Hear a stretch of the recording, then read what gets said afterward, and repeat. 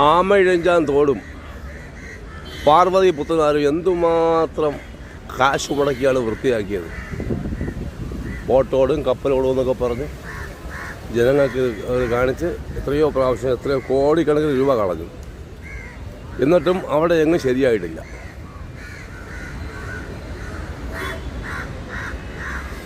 എന്നാൽ ഈ കടൽ വെള്ളം കായലും കടലിലും കൂടെ ഒരുമിച്ചിട്ടിരുന്നുണ്ടെങ്കിൽ, അങ്ങനെ ഒരു സംവിധാനം വന്നിട്ടുണ്ടെങ്കിൽ ഈ കുളവാഴ കംപ്ലീറ്റ് നശിച്ചു പോകുമായിരുന്നു. പണ്ടൊക്കെ എന്ന് പറഞ്ഞു കഴിഞ്ഞാൽ ഈ വേളി കായലിലും ചാക്കയിലുമൊക്കെ ഞങ്ങൾ വന്ന് കുളിച്ച് നല്ല ചൂട് സമയത്തൊക്കെ 1 മണിക്കൂർ 2 മണിക്കൂറൊക്കെ വന്നാണ് കുളിക്കുന്നത്. പക്ഷേ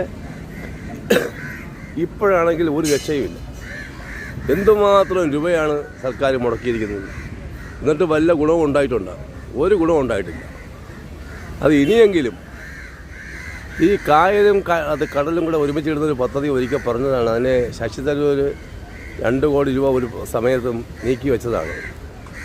പക്ഷേ അത് നടന്നില്ല.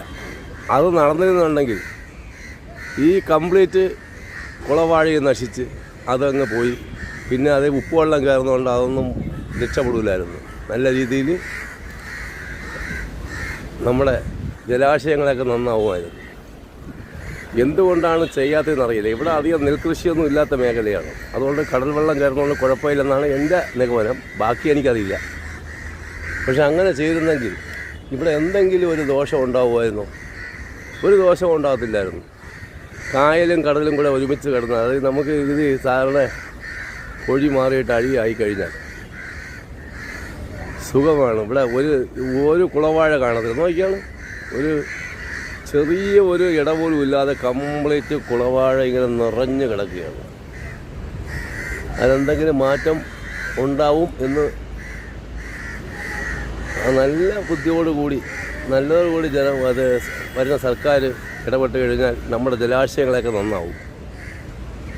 നല്ല ചൂട് സമയത്ത് ഒന്ന് കുളിക്കാൻ തോന്നുകയാണ്. പക്ഷേ എവിടെ പോയി കുളിക്കും? വേളി കായലിലൊക്കെ 1 മണിക്കൂർ 2 മണിക്കൂറൊക്കെ ഞങ്ങൾ കുളിച്ചിട്ടുണ്ട്. ഇപ്പോഴാണെങ്കിൽ വേളി കായലിൽ ചവിട്ടാൻ പറ്റില്ല. അത്രയ്ക്കും മാലിന്യമാണ്. പക്ഷെ ഒരുമിച്ച് കിടന്നിരുന്നെങ്കിൽ,